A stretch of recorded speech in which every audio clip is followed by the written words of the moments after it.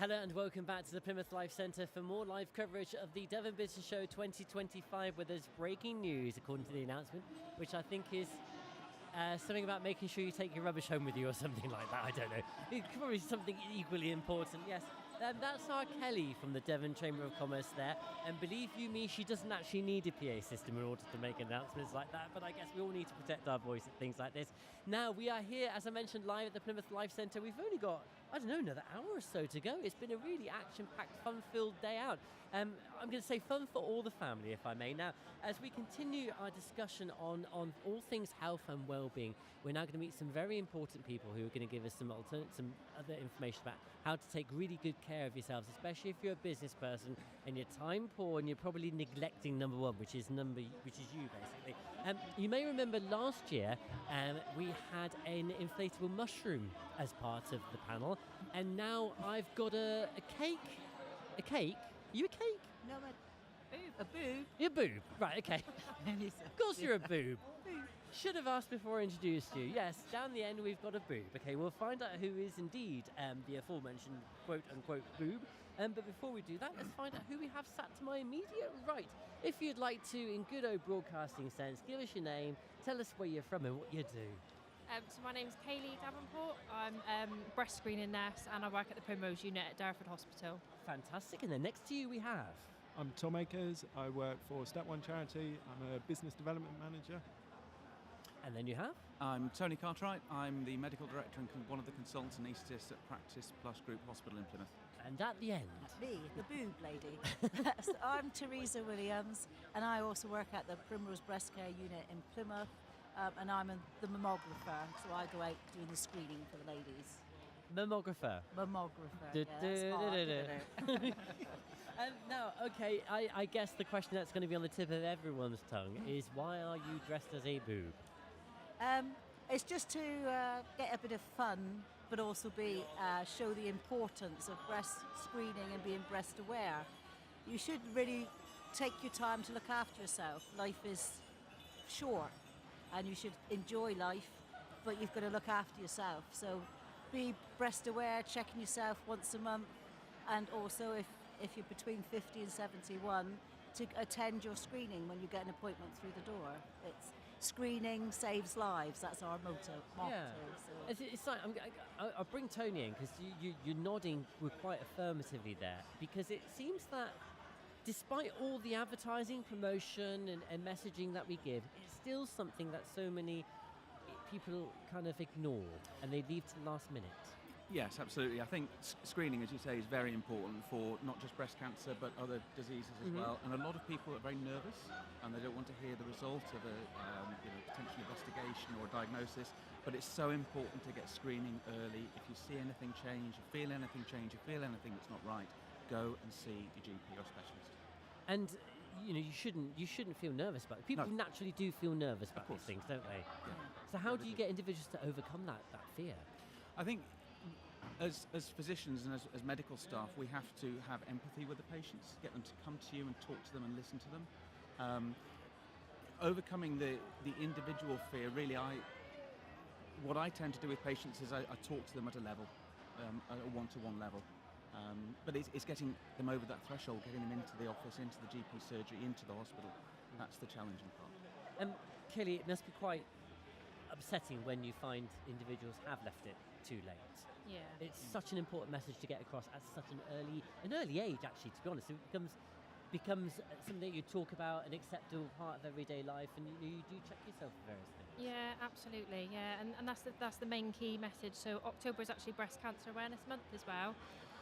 So again, it's not just for breast screening. We also are saying be breast aware as well. So checking your breasts, because when things are detected early, that's when it's a lot easier to treat. So it's really important. It's the figures at the moment. It's 1 in 7 for women for breast cancer. So it's it's really really prevalent to a lot of ladies.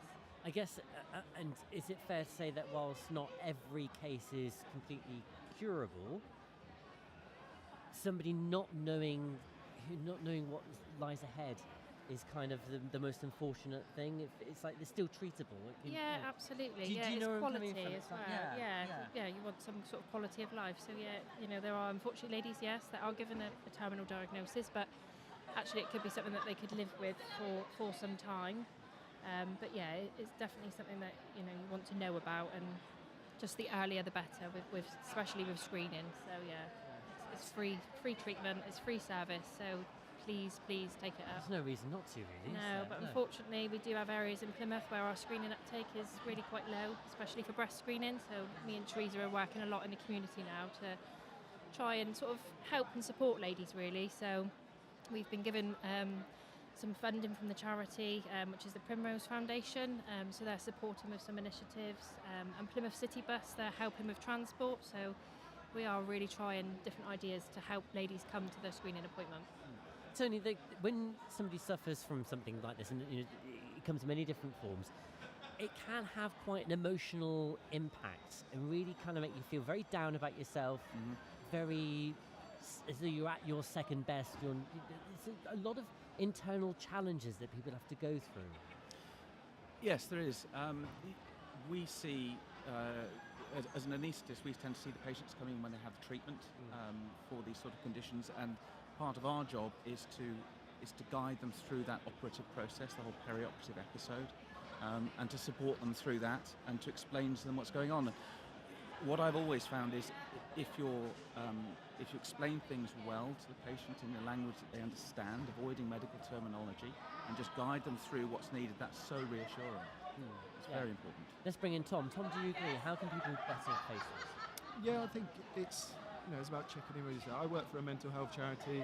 Obviously, when you're going through a really difficult physical health problem, that is going to have a massive toll on your mental well-being. Exactly. I think it's about talking, finding that support network around you, talking to people if you are struggling with any physical health diagnosis, also getting the mental health support that you might need through that. I think it's I sometimes find, I don't know if you agree, that it's easier to talk about the physical health and well-being aspects because it's literally there in front of you. You can touch and feel it and squeeze it and whatever, which is indeed what you're saying everybody should do in a regular time. But the mental health awareness is the more shy thing to talk about, isn't it? There's a certain stigma attached to it. I don't know why. exactly right. I think the same advice applies really. If you feel like something isn't right, whether it's like a lump or maybe something isn't quite right in the way that you're thinking or feeling, I think reaching out as early as possible is really important because there are a lot of services out there. There's loads in the community that you can access that can really help you.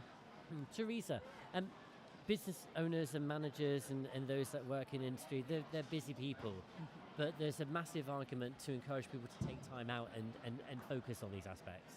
There is. We did do a very quick audit. We are going to continue in the new year, where we were phoning ladies that didn't attend, and the majority of ladies just said they are busy.